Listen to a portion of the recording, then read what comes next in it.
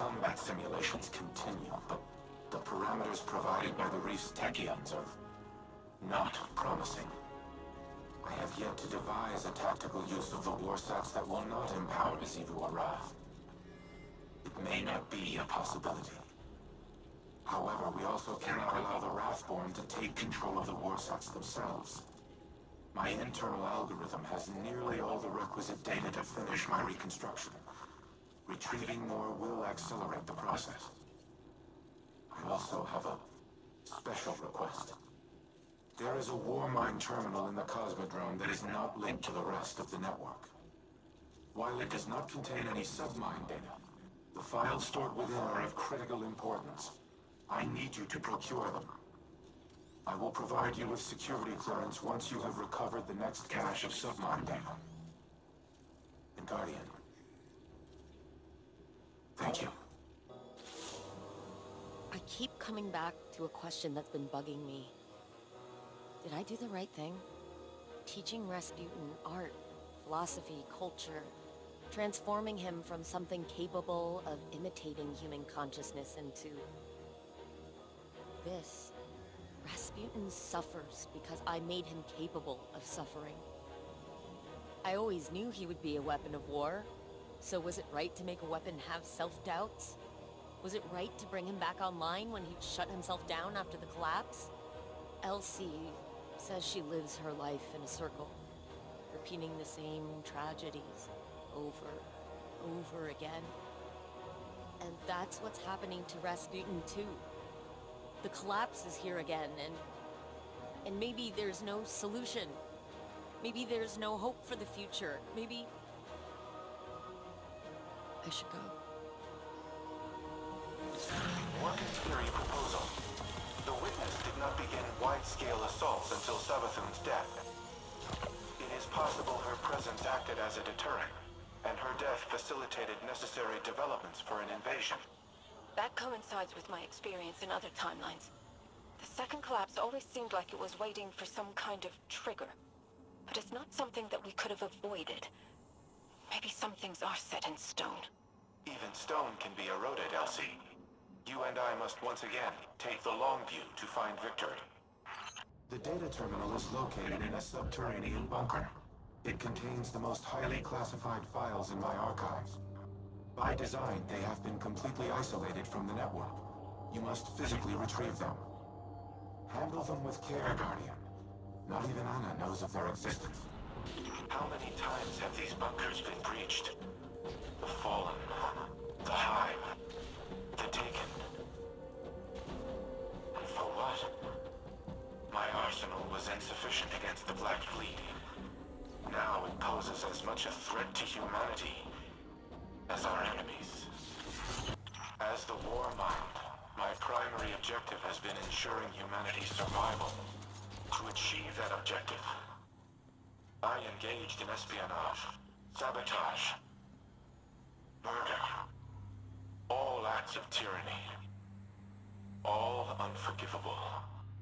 But one of them was particularly egregious, an order I nearly executed, that would have haunted me to this day. Additional fallen raiders detected. Eliminate them before I unseal the next door. When the collapse began, I feared the Traveler would abandon Earth. So, I reactivated the protocol to use the warsats against it. I intended to immobilize the Traveler, to force it to stay. But in the end, I aborted the firing sequence. Anna does not remember this, but it was she who convinced me to stop. She has always been the angel on my shoulder. My humanity. She is the reason that I am more than a weapon. I am Rasputin because of Anna Bray. Thank you for retrieving the files, Guardian. They must be preserved at all costs. Due to their sensitive nature, I cannot risk uploading them to the network. But they should be safe in the Vanguard's possession. Bring them back to the helm. I will decrypt them here. You have my gratitude for securing the files. It would have been inadvisable to leave them unattended, given recent developments. apologize for not disclosing their existence earlier. To do so required a level of trust I have not held for a considerable time. But, as always, you proved equal to the task. The Traveler chose you well. I once employed human agents in a similar manner. I dubbed them Seraphs, granted them access to experimental armaments and armor. At times I wonder if I predicted the Traveler's creation of Guardians, or if I independently deemed my avatars worthy of such responsibility. Whatever my intrinsic reasoning, the results were sound. You and the Seraphs are kindred spirits, stalwart defenders of your kind. In the past, I have made errors in judgment, decisions based on faulty premises and flawed moral frameworks. But you are proof that the Seraph Protocol was no such error. Choosing to trust humanity may have been the best of my decisions.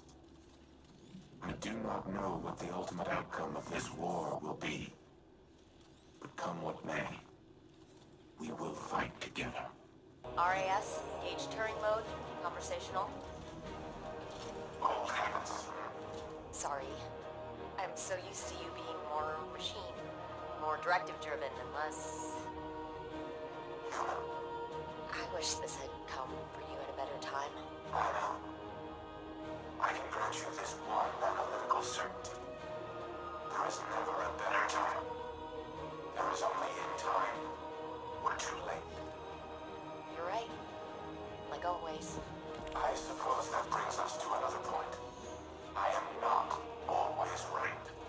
I have done things in the name of preserving the human species that are abominable.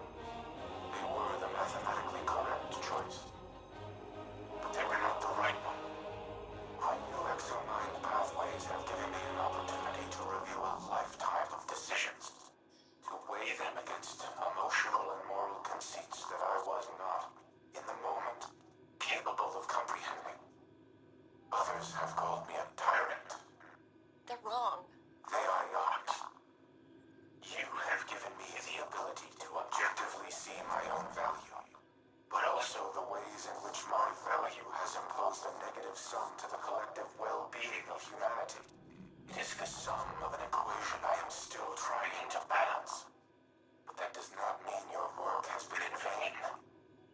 You gave me choice and free will, and I did with it what I thought was right. That is the sum of your life's work. I see now, at the time of our final calculus, the value in them. The value in emotion, in caring, in how humans make both logical and illogical conclusions from the same points of data.